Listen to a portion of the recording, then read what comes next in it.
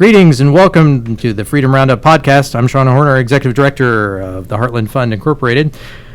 On today's podcast, we'll be discussing law and order and how the Democrats are often freaking out about SCOTUS picks, specifically the one that's coming up for the notorious RGB's post. Presumptively, Amy Coney Barrett is the name that's been coming up today in the news. We'll also be discussing critical race theory.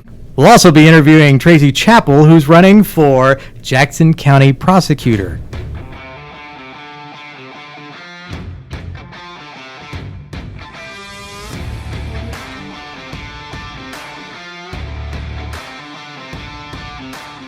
Welcome to the Freedom Roundup podcast. I'm Sean Horner, Executive Director, as I said, for the Heartland Fund Incorporated. Joining me to my right is Representative Jeff Coleman of the 32nd District of Missouri. We also have Chris Chambers, Treasurer of the Jackson County Committee, and Dakota Worrell, Policy Advisor for the Jeff Coleman campaign. Greetings, everybody. Hey, what's up, Sean? Hey, how's it going? You know. Hey, Sean. It happens.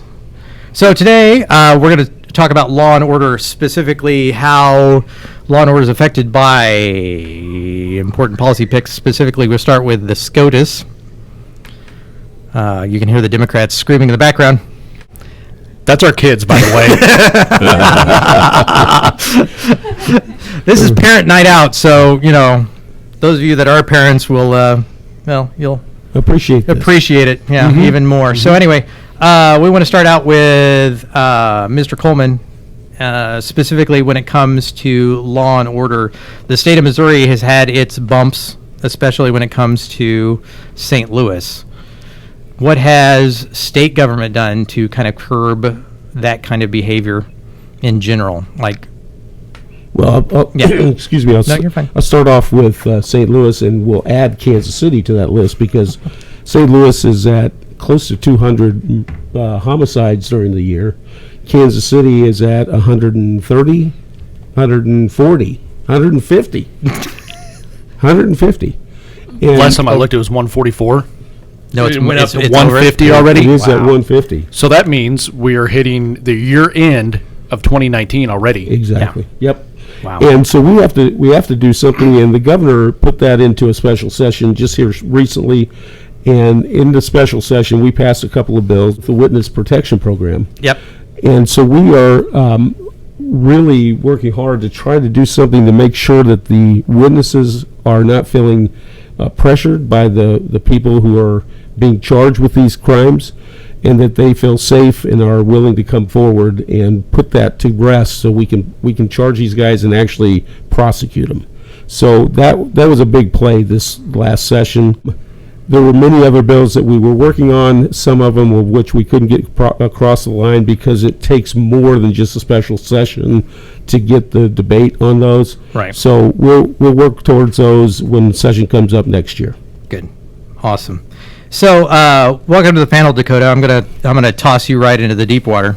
All right. Go for it. I'm going to have you branch off the topic tonight, which is law and order, and the topic from our last podcast, which was education. I'm going to go right for what they're teaching in the schools when it comes to critical race theory. Can you talk a little bit about that?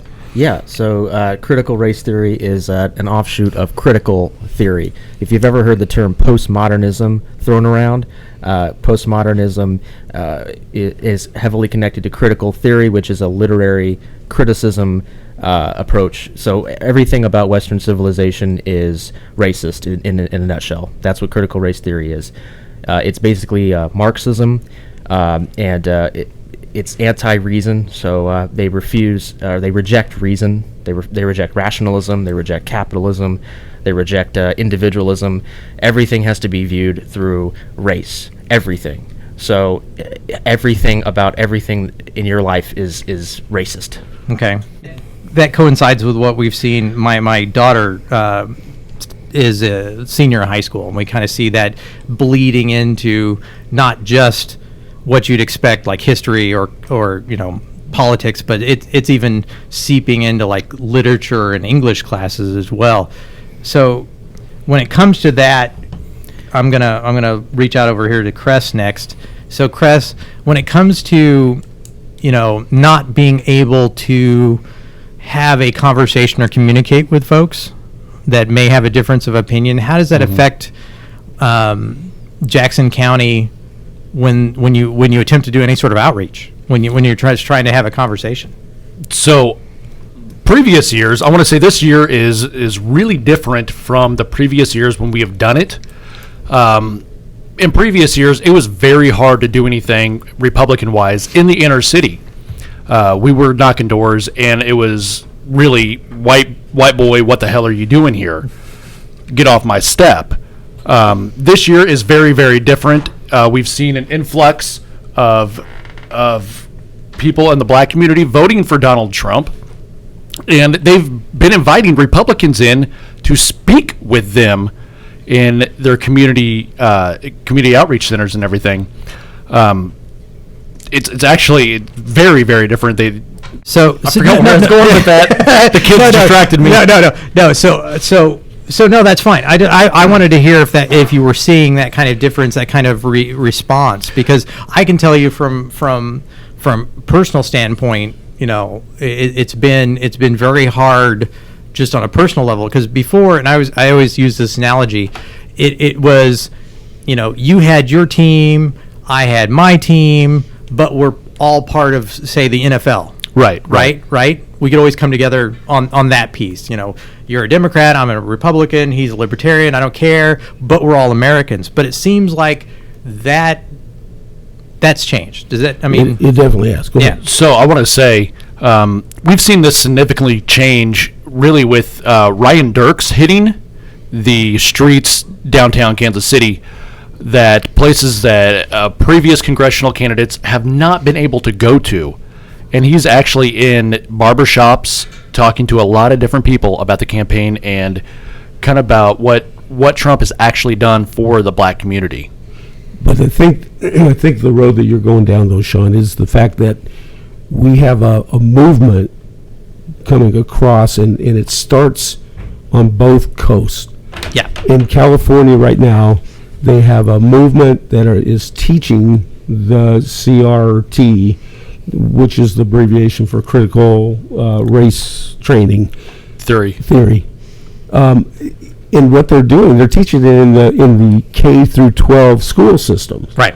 And it's really what it's doing is it's separating and segregating our society. Have you seen that as a school board member? Have you seen any of that surface up in your school district yet, or vaguely speaking?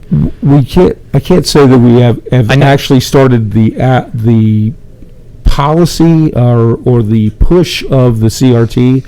However, I can tell you that it is definitely relevant in our school system. Just recently, our superintendent had two folks, and I'm not going to name names, I'm not going to name colors, but they had two people of color come to him and talk about what it was like to grow up or to be part of Grain Valley. And their comments are that Grain Valley as a whole is basically racist. They don't even feel comfortable with their kids walking down the street of Grain Valley. Right. And I can tell you, as a resident of Grain Valley, which is, I think, somewhere in the neighborhood of 15 to 16,000 people, I see people of color, kids of color in our school districts that are blending together, who are going out with each other, boyfriend, girlfriend, it doesn't matter which race it is. And I don't see what they're seeing, and it's this this whole process of making these people feel a certain way, and I don't think that that's truly happening. No. So from your standpoint, from what you've seen, it doesn't seem to be critical race theory is not actually being taught as a curriculum point yet. The curriculum is not there yet. Right, but it's seeping in, and you can imagine that could happen. So that kind of transitions to the next thing I wanted to talk to you guys about, which was if we're going to see systemic change and we're going to allow for this or not allow for this, I think you're going to see a lot of these legislative pieces being pushed up the ropes. So I wanted to talk a little bit about Anthony Scalia's favorite person, and I'm not kidding because they were really good friends. You are correct. They were really good friends. Yep. It's like, I have a really good friend who's a liberal, and boy howdy, can we not talk about policy, but we can put a couple beers down and smoke a pipe. Dakota, do you want to take this first? When we talk about substitutions that the president and the Senate will advise and consent on, Yeah. who do you think? Who do you like? So obviously, I just think that this is a done deal. I think that the choice is going to end up being Amy Coney Barrett. Yep. Coney Barrett. Yep. Fox News last night did a sort of piece on her where they interviewed friends of hers and from high school, and I think at that point it's just it's more than just a test balloon. They're prepping people to. It's been in the news for a while that President Trump is going to nominate her, and it just came out. Actually, sources close to the president and the GOP heard him say to them, and of course these are anonymous sources, but they said that he was going to go ahead and nominate her. I was really surprised that they chose Gardner over her the first time, because I heard her name the first time around, and I thought for sure it was going to be her. Well, to be honest, yeah, I kind of knew all along it was going to be Amy. It was going to be her all along. Yeah. I think it was just a matter of getting the public ready. Trump is a master of media relations, so I think his entire he knew who he wanted all along, and it was just a matter of making sure that people were. He was testing the waters the whole time. So I kind of. I'm not trying to be contrarian or anything, but I kind of figured all along it was going to be her right from the get-go. what did you think? So real quick, we really thought it was going to be Amy Coney Barrett for sure. We've seen that breaking news come out earlier today about that. Yep. So the Dems are freaking out, though, about her pick, about Trump's pick, because she is a Catholic, she's a female, and they don't know what to do. So first of all, they're afraid they're going to... She and the other 4 justices that are conservative on the Supreme Court are going to overturn Roe versus Wade. And... and I know they're totally freaking out, but they've countered. Have you seen what they're considering now? And this is why I'm looking at Jeff. They're considering limiting justices to 18 years. Really? Yeah. So I had heard that. yeah. So Instead of the lifetime appointments? Instead of lifetime appointments, they're saying 18 years. Honestly, I don't know that I'd have a big problem with that. I haven't thought it through. This is the first time I've heard of it, but maybe that's not a bad deal. So let me go ahead, because I think I'm on the same wavelength you are, Dakota.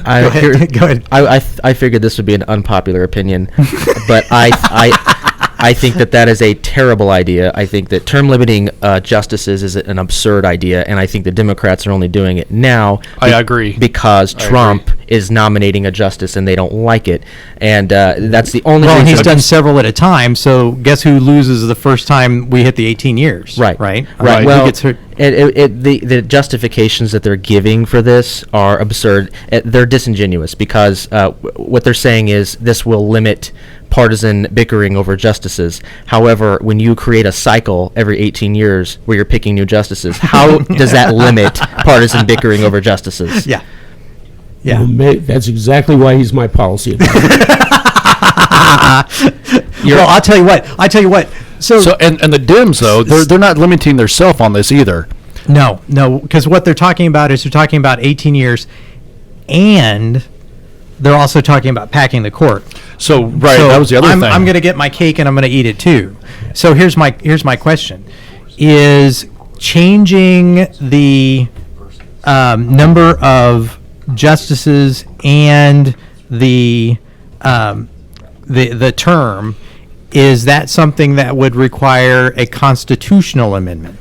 Because remember, it's specific who gets picked? I'm throwing that out to you guys. Oh, Yes. to anybody? Yeah. So- it's a feeding frenzy. Go. What's the Constitution say about the Supreme Court justices? We need to look at It says life appointments. Lifetime appointment, You, that's right. you would need a constitutional amendment, and this is just the Hail Mary from the Democrats. Is all this is. They're flailing at this point. That's what this means. They're flailing. They're throwing anything that'll stick, and the American public generally doesn't think too hard about these sorts of things. So No. anything, they'll throw this out there and hope that it sticks. Well, because the back door for them is closing. Yes. Right? This was their back door. Was we can always get stuff through the courts. correct. So they couldn't pass any legislation. No. So what they would do is put it through the Supreme Court just to try to get anything or even through. local courts to bog Just down kind of like policies. here in Missouri, what they're doing with Clean initiatives. Missouri ballot initiatives. The Democrats cannot get anything through the House or the Senate because Missouri is a super Republican state. So what do the Dems do? They put ballot initiatives on, and then they just misleading, they- misleading ballot initiatives, right? They're always package deal fallacies. They're always they throw money at it, so it gets on TV, radio, whatever else, and then Republicans are sitting here going, "Okay, what's going on now?" We always fail about that. But to go back, go ahead, Jeff. Well, the problem with that is the fact that it really becomes a money issue. So your donors don't want to change how that's working, because while we have the majority right now, a super majority, the people who are even the Republican donors don't want to change that, because what happens when it cycles back around to a Democrat majority and they can't get what they want through. Plain and simple. Then I'm just the telling you. Republicans need to find new donors. Then Not how that works. that's exactly how that works. But that's exactly what that has come up in our House before in the legislature, and nobody will do anything about it because the donors don't want to give up the opportunity to possibly have that down the road when the Democrats take over the House. Well, not- because that will eventually happen, as history shows us. Well, not to be too critical or anything, but if they don't want to relinquish the power to run ballot initiatives like the Democrats are doing right now as a backdoor measure, why aren't they doing it themselves right now? I mean, why aren't they exercising that power like the Democrats are? I mean, I understand they have the legislature, but I mean, come on. Well, the problem is that when you have an issue that passes by the ballot like that, it can't be changed unless it goes out to the voters, and that's the beauty of having a legislature do this.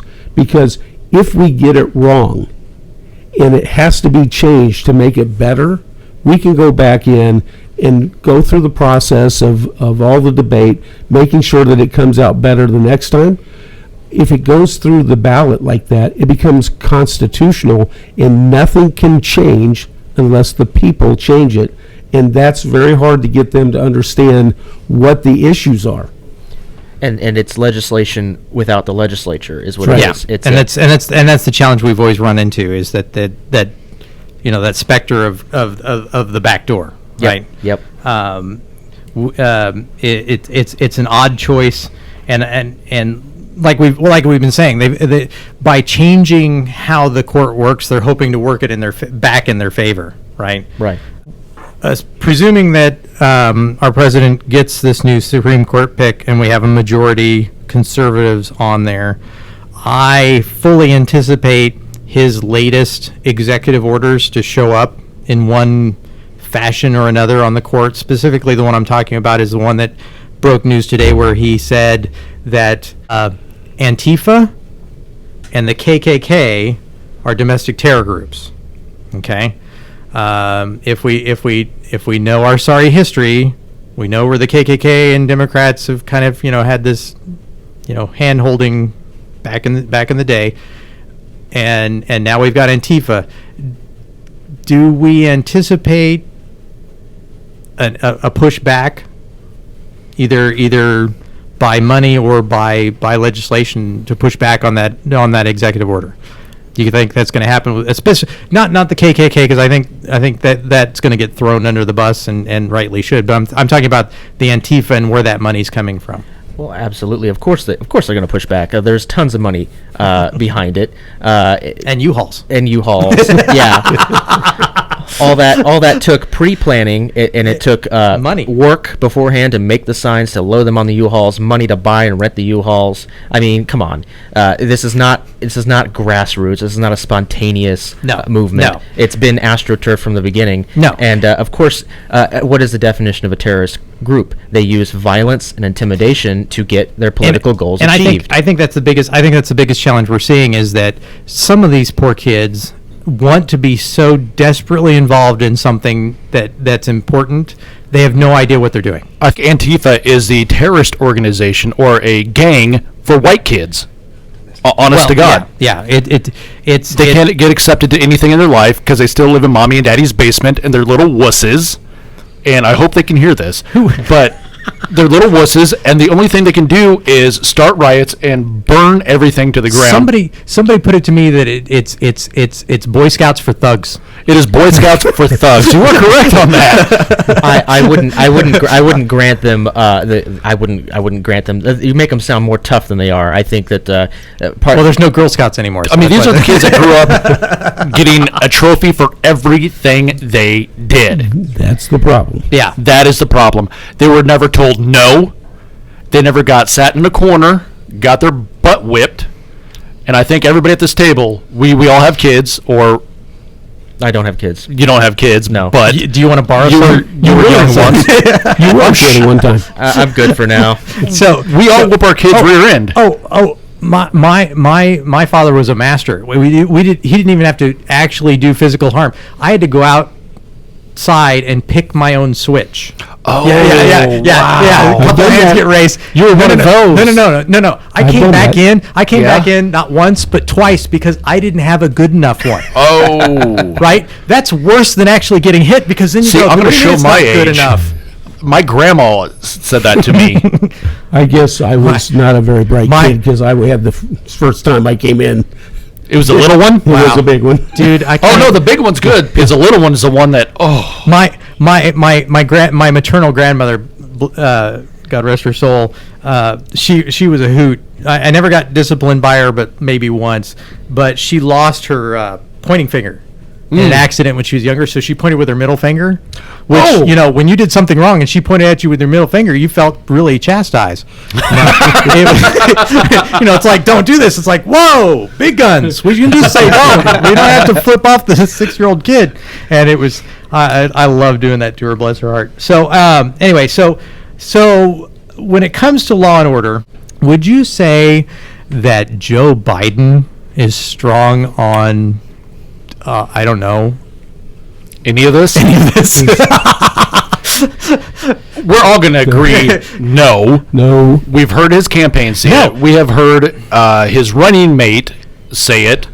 I actually heard them bring up the 94 crime bill as him being, and it's like, what? Okay, so if we bring up the 94 crime bill. We really need 5 mics. I know, because we need one for the gallery. Do you want to talk about the 94 crime bill and how it hurt America? No, because I just... That's probably a podcast for another day. I was going to say, I couldn't, I mean... Well, we all know that Biden is just a mouthpiece right now anyway. It's not about him. It's about Kamala. If he gets in, she's the next president. Well, remember Kamala or Kamala? Kamala. Well, remember... Kamala. Great, because now that's stuck in my head because I needed that.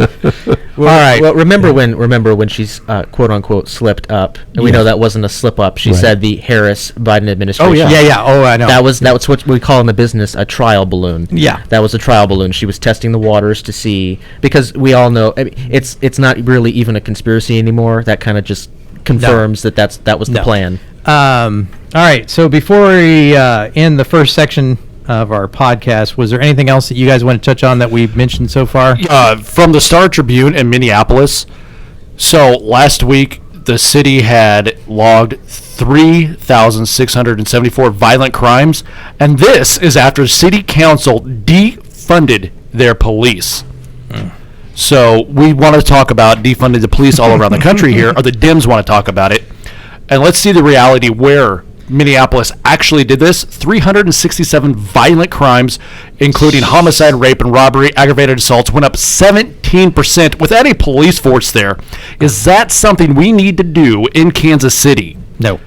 So, No, and that's at first I thought the Democrats were trying to federalize the police with Right. this movement. I don't think they're trying to federalize it at all anymore. I think it's actually just watch it burn, and then we'll be there to come up with new policies and ways to spend your money. they say defund the police, and we say, oh, you want to get rid of the police? No, we just want to defund it and move it over here to Social workers. social workers. Yeah. Right. So you want less police officers and more social workers.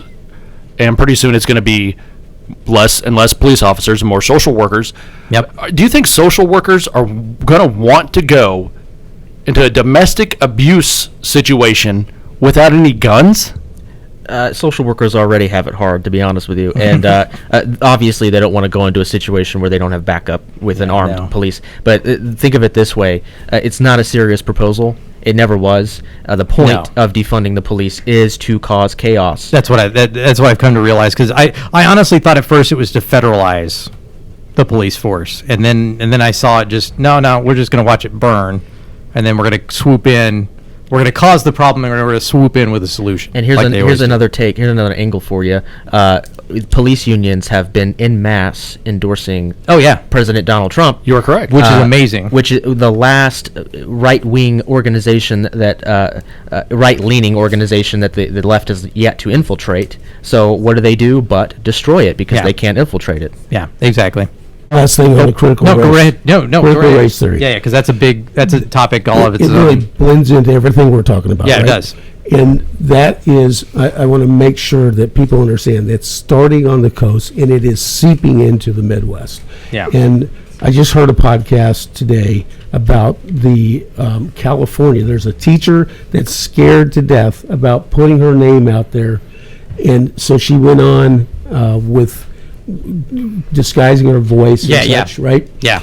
And she talked about how they are going into the school systems and teaching this, and it's just so segregating, and it separates all of us. It's so bad because I mean you can't even have a decent conversation with somebody. Yeah, exactly. In fact, you can bring to the table all the facts you want to, and every fact that you bring up, they're going to call you racist. Yeah, it's insane. All right, just know that's out there. Yep, we'll have to bring up critical race theory again because I really want to dive into that and I want to spend a lot more time on it. I'd like to thank all of my guests, Cress and Dakota and Jeff, for the first half hour of the Freedom Roundup. Next half hour, we'll be talking to Tracey Chappell as well. So we'll speak to you all in just a moment. Welcome back to the Freedom Roundup. I'm Sean Horner, Executive Director of the Heartland Fund Incorporated. I am now joined by Tracey Chappell, who's running for Jackson County Prosecutor. Thank you for having me on the show, Sean. You're welcome. I'm also joined here by Jeff Coleman. That would be me. Glad to be here again. I love it. That's like your tagline now. You're going to have to do that every time now. And Chris Chambers. That would be me. Oh, I just stole you. I'm sorry. Wow. You have to come up with your own tagline. Hey, guys. So, yeah, there's the Crest tagline. Thank you. So, first and foremost, Trace, you need to understand that seriousness is only at the surface on this podcast because we sometimes get off the rails pretty quick. But I wanted to give you a chance to talk before the panel starts asking you questions. What I want to know is, Tracey, you've been running this race for how long right now? It's been almost 6 months. 6 months? Yes. That's a long time. I know. So why did you get into the race as prosecutor? I initially got into the race as prosecutor because I saw the injustices that were occurring in the office that we have now. I saw a lot of divisive tactics that the prosecutor was using. I saw cases that should not have been prosecuted being prosecuted. I saw cases that, should not have been prosecuted that were being prosecuted. I saw a lot of wrongful convictions. I saw the prosecutor throwing the police under the bus. And so these are things that should not happen. When we have a situation where the prosecutor is really dividing the community and pitting them against the police department, something needed to be done. And I couldn't sit on the sidelines anymore and allow that to happen. So I had the credentials and the experience. So I became a candidate for that office. So what are your credentials? I am currently the prosecutor for the city of Blue Springs. Okay. I was appointed by Mayor Ross in 2018. In addition to that, I am really by trade a criminal defense attorney. I've second chaired a murder trial. I have tried sex abuse cases. I've tried robberies. I've tried child abuse cases with armed criminal actions, and I've done a lot of felony cases. I've also worked for the Jackson County Counselor's Office, where I was able to give legal advice to every department head in Jackson County, including the jail and including the prosecutor's office. So not only am I on the civil side and I have that experience, but I also have a plethora of criminal experience. And you have a private practice as well? You said? Absolutely, yes. And you do what is private practice? I do private practice. I have my own law firm, and I do criminal defense and civil litigation. Okay. Yes. So I want to interrupt there. Let's get the, so to speak, elephant in the room Yes. out of the way. Yes. What party are you? I am on the Republican Party. You're a Republican. Yes. A woman of color as a Republican. I'm really impressed about that. You know what? You should not be impressed. There's so many of us out there that are Republican, and we are black women, and we are proud of that. We are conservative in nature, and we don't want that to be missed by people who are hearing this podcast or people who are out in the communities. We are out there. We have the expertise. We have the experience for anything that we want to do, and we're doing it. Good for you. That's awesome. Yep. Well, absolutely.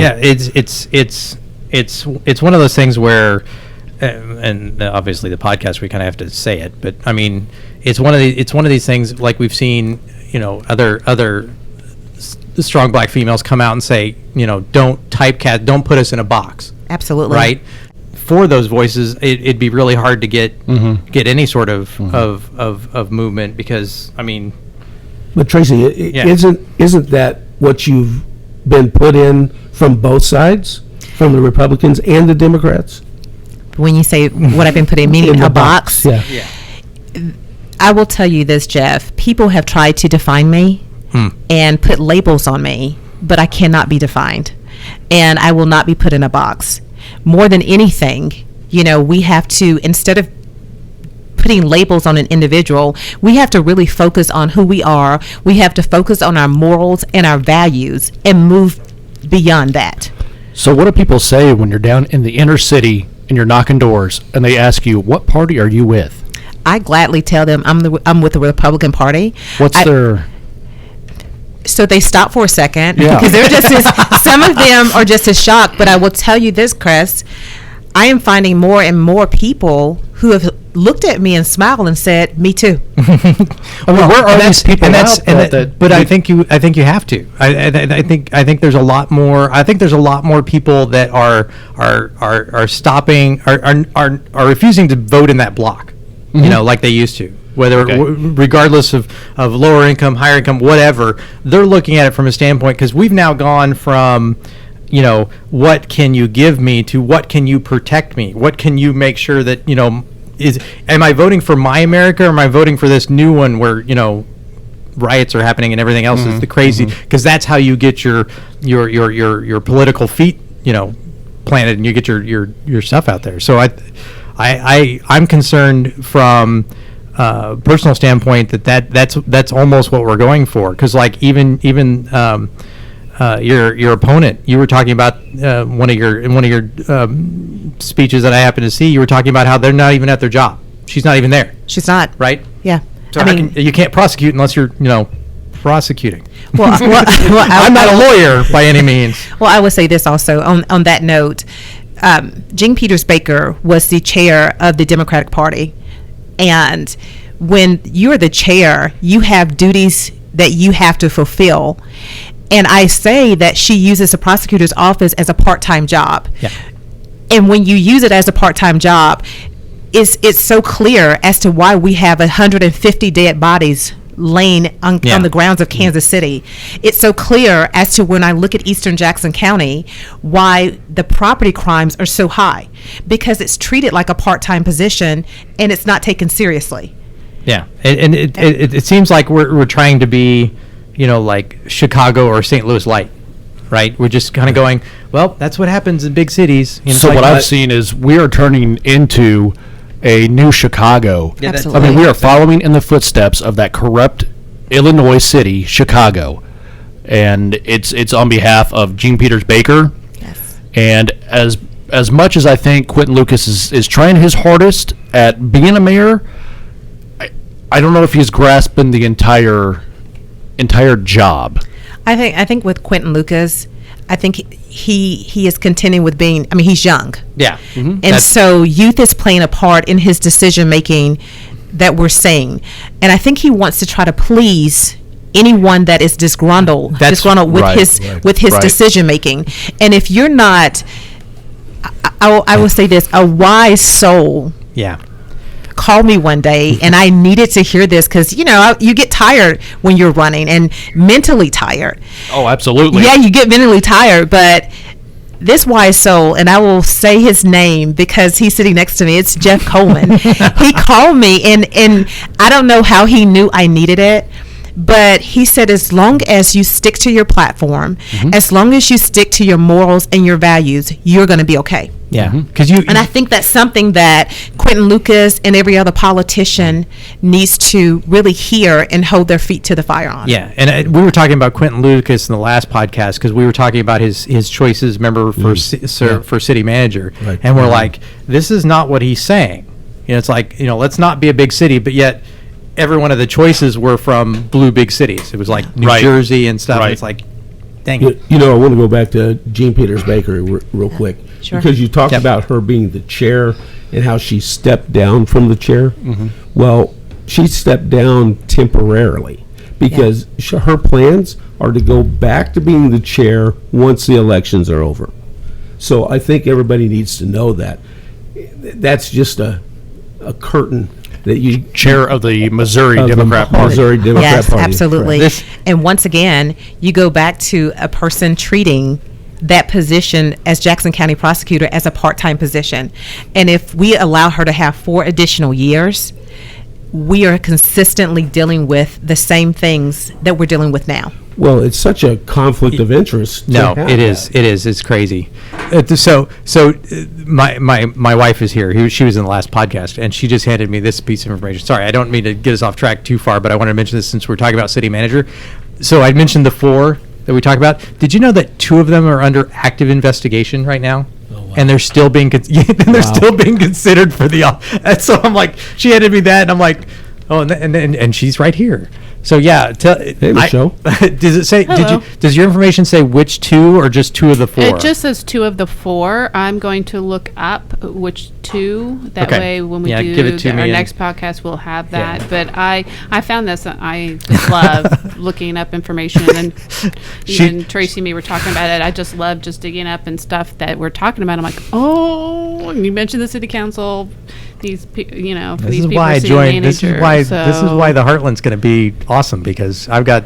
my wife I helping will me with. find this information, which 2 are actually under investigation. But I Okay. think that's important. I mean, No, it why is. would you have somebody that's under investigation even in consideration? Because somebody's giving you bad advice. So when you got Mr. Coleman here, who is a golden soul and a fine person, and that's not just because you buy me dinner, but no, I'm just giving you a hard time, dude. It was on the MEC list. Yeah, that too. Yeah, can we get it? Yeah. Anyway, no. But no, you need to have that, especially when you have such a, because I've always thought of the Republican Party as a very big tent. We all don't necessarily have exactly the same ideals. We all have different, well, I shouldn't say ideals. Let's say policy ideas, right? So, I mean, when it comes to that, we kind of need to have that, because I don't want to be, you have to accept this dogma or you're out. You're kicked out. And so, sticking to your guns and sticking to your ideals, that's rough. I mean, especially when you run into that. So that was, I'm gonna do a quick thing real quick. That was Michelle Horner, my wife, who is the Associate Director of Heartland Fund Incorporated, Jackson County Committee member, and President of the High Noon Republican Women's Group. Thanks, Michelle. So there you go. And the best wifey in the world. Oh, come on now. I will challenge you for that. I've been married twice, and so no. It doesn't matter. What's Jeff got to say? I can see his mouth. Nothing to say. It's a throwdown because we both have our wives here. No, Becky's sitting next to me. She's running the soundboard. So I'm saying you can be his best. Does that work? Because I will agree to that. She is the best wife in the world. Somebody has to rein him in. I know this isn't your thing, but I kind of want your take on it. So we were just talking in the previous section about SCOTUS. So what is your take? Do you know anything about the Amy Coney Barrett? What do you think about that possible pick? What are your thoughts? When I looked at the pick, and obviously we saw it today, and it's plastered all over the news. I think we need someone who is more conservative in nature in that office, because I know RBG was very liberal, and I certainly appreciate her pioneering, gender and race equality. But when it comes to conservative views, it's. So you're a little bit concerned about Cohn not quite being as right leaning, more like a Roberts, maybe. Pretty much, kind of not necessarily a swing vote, but not one that. I mean, hopefully not like Roberts where he's rewriting stuff. So what I'd like to start seeing is more of a divide, more 6-3 as opposed to 5-4. Right. I like to start seeing more of that. Right. Because when you have the 5-4, it's not really telling us where their head is at. Right. Yeah. Right. I'm hoping the same as well. With her, I didn't know anything about Gorsuch, and I was kind of rooting for her the first time around because her name got batted around the first time, and I'm like, maybe. Well, she got batted around with Kavanaugh also. Yeah, and Kavanaugh was his next one that she got named. So she's kind of mentioned twice. Yeah. Well, she's also been vetted, I think. Yeah, I was going to. Right. And that's the thing, right? They've already kind of tested her twice, and especially with the first time around or the second time around with Kavanaugh. Sorry, I was trying to breathe at the same time I was talking.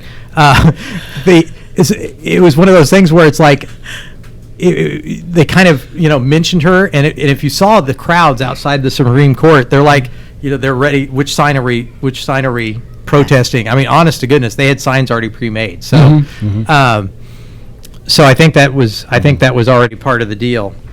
So, Tracey, I want to know what you think about the defunding the police and where you are at on that subject. Thank you, Chris, for that question. I've talked to a number of policing jurisdictions, or police from different policing jurisdictions, and defunding the police is not a good option. People were upset. They're expressing their emotions are high, and they want something done. Defunding is not the option. Really, they're asking for monies for the police department to be reallocated to different sources, such as social work, and for social workers to come out to the calls. That's not going to be acceptable because you are asking a person who has no training whatsoever in combat situations to step into a situation and try to remedy it. You're asking to put them in danger, these social workers in danger. We need to stick with the police. If they need more training, let's get them more training. But in no way whatsoever should we defund them. When I look at what's going on in Jackson County as a whole, we need more police officers, if anything. We really do. Because I'm looking at in Eastern Jackson County, I look at Independence. They had in probably 2019 6,115 property crimes Wow. in the city of Independence alone. Wow. And Blue Springs had like probably about 1,599 property crimes, and other jurisdictions had around 2,000 property crimes. Have you been speaking with various mayors around in Jackson County and kind of getting their feel for things? The state of the county, I guess, would be the best way to Right. put it. I think last week I had a meeting of the mayors.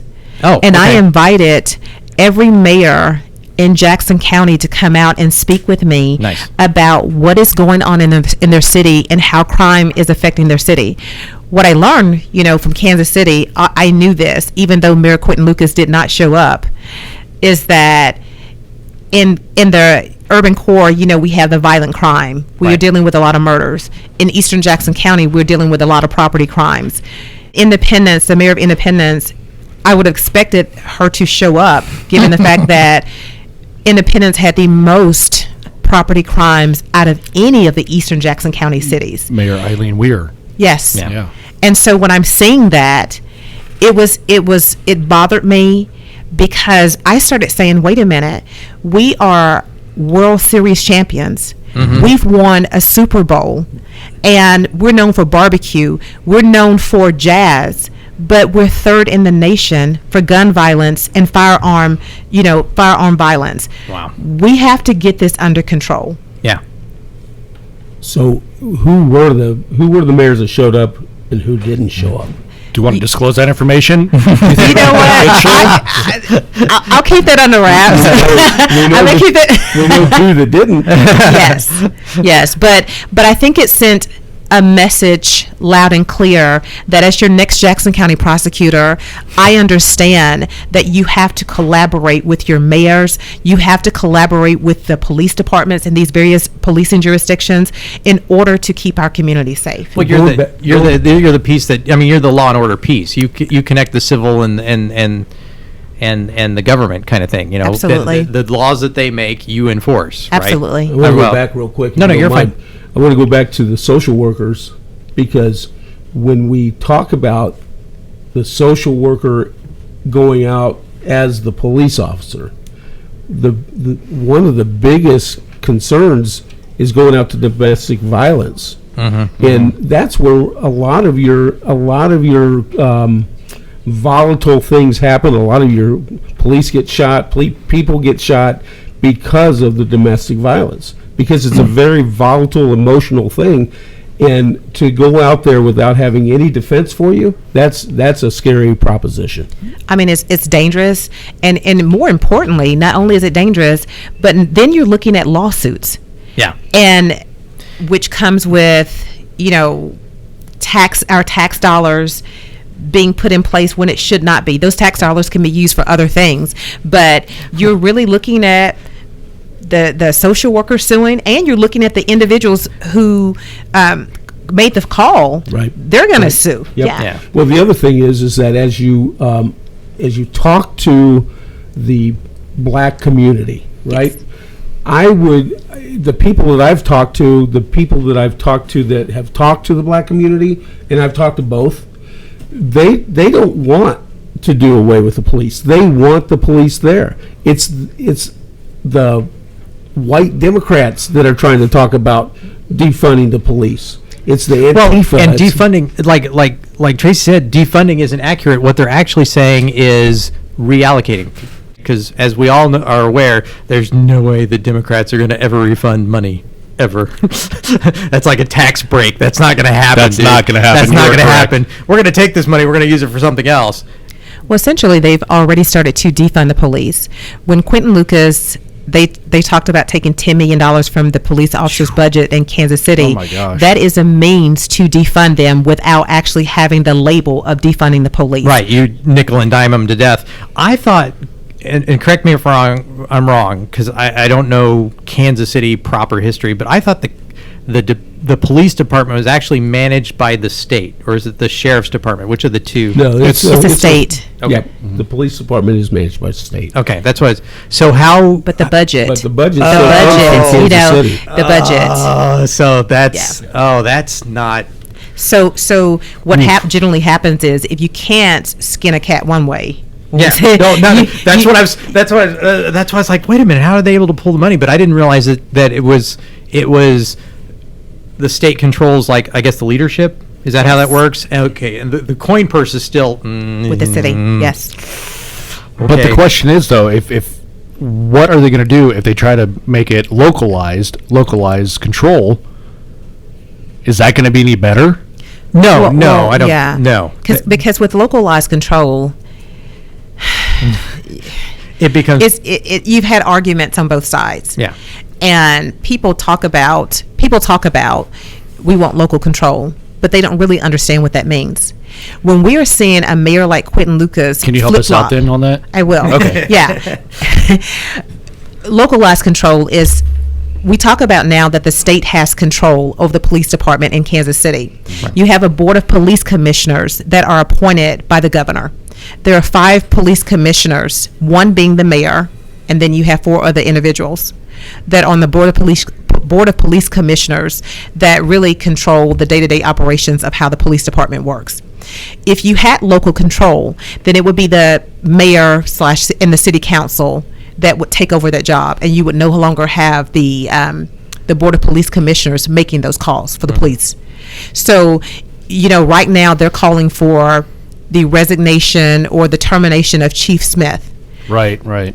Then if there was local control, then the mayor would have the option of actually terminating him, as opposed to the board of police commissioners doing that. So what has Rick Smith done then, or Chief Smith done, to deserve a boot out the door? He was the chief of police. Here's what I will tell you.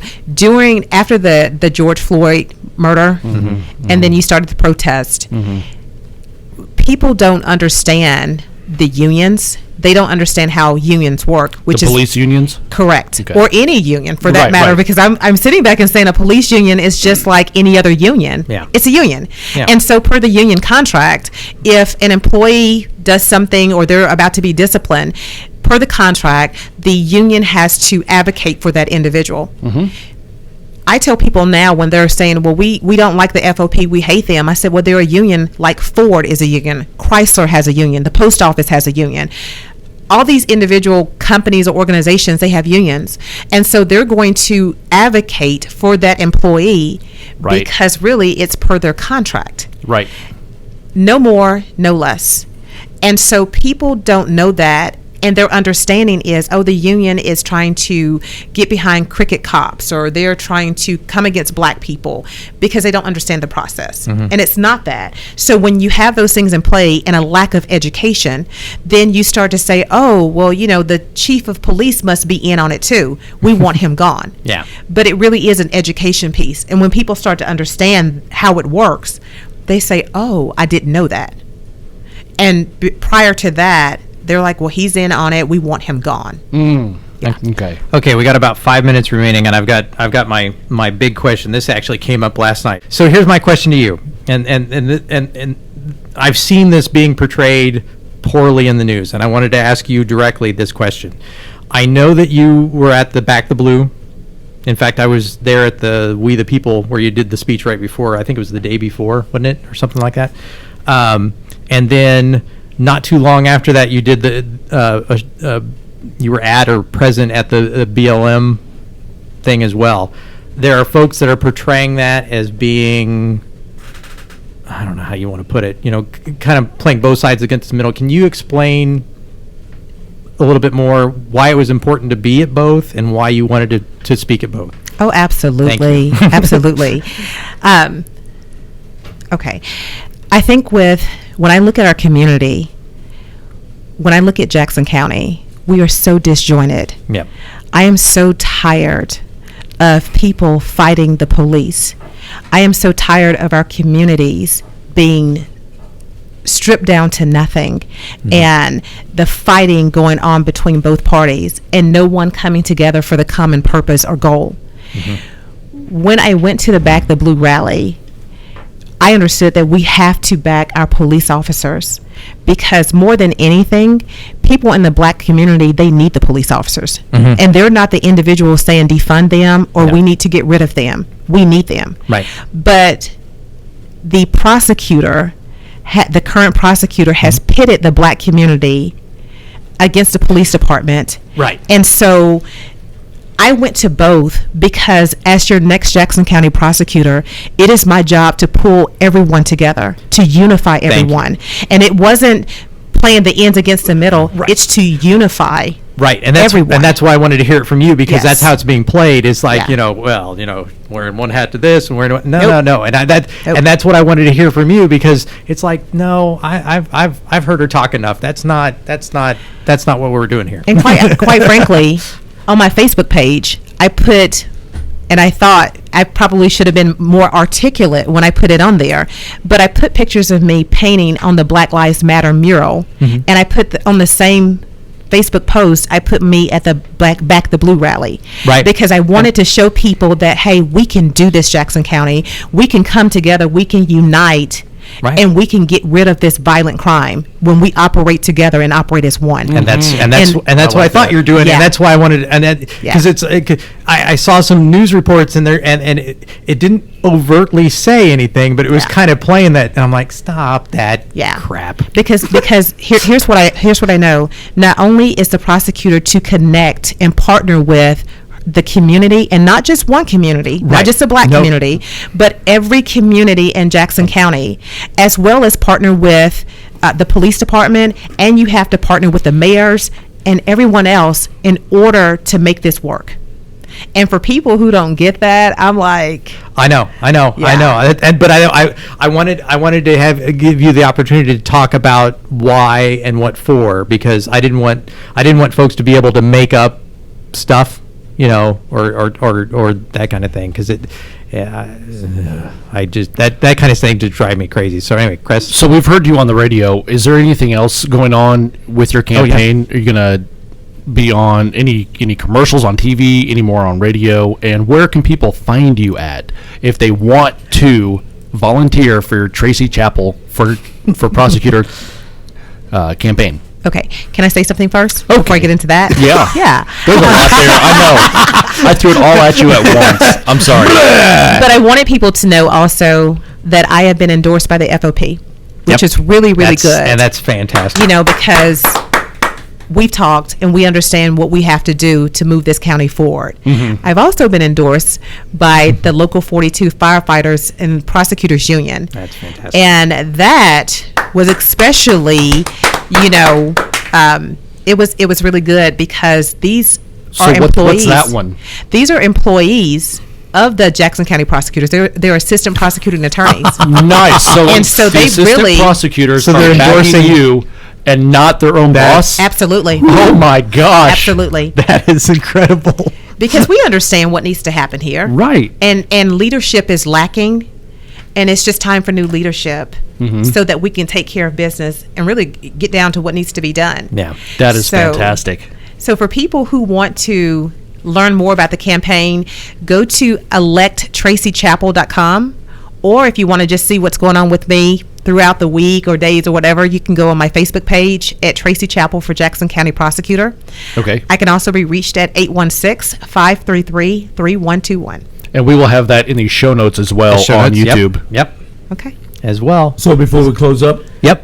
I am going to officially, as a state representative and Citizens for Jeff Coleman, endorse Tracey Chappell. Hey!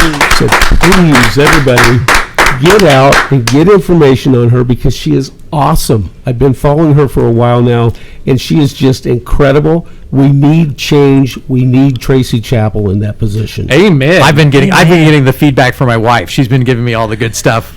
So, Tracey, thank you so much for being on the podcast. Yeah, thank you, Tracey. Thank you so much for having me. It's fun because we're just, Is there anything else you want to throw in before we sign off here? I really want people to get engaged in the process. At this juncture, we really are having to police the prosecutor's office. and everything that's happening. And the best way that we can do that is to get out on November 3rd and vote. Absolutely. Yes. And we want you to come back after you win. Yeah, we do. We do.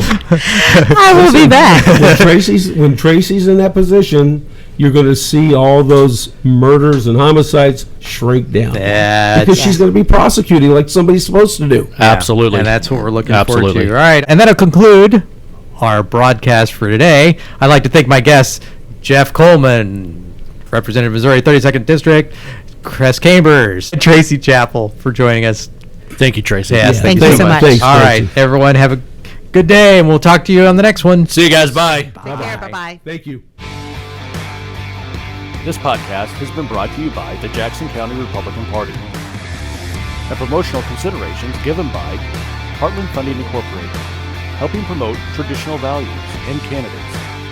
Contribute at jacamo.gop, that's JACAMO.gop, and fundingtheheartland.com.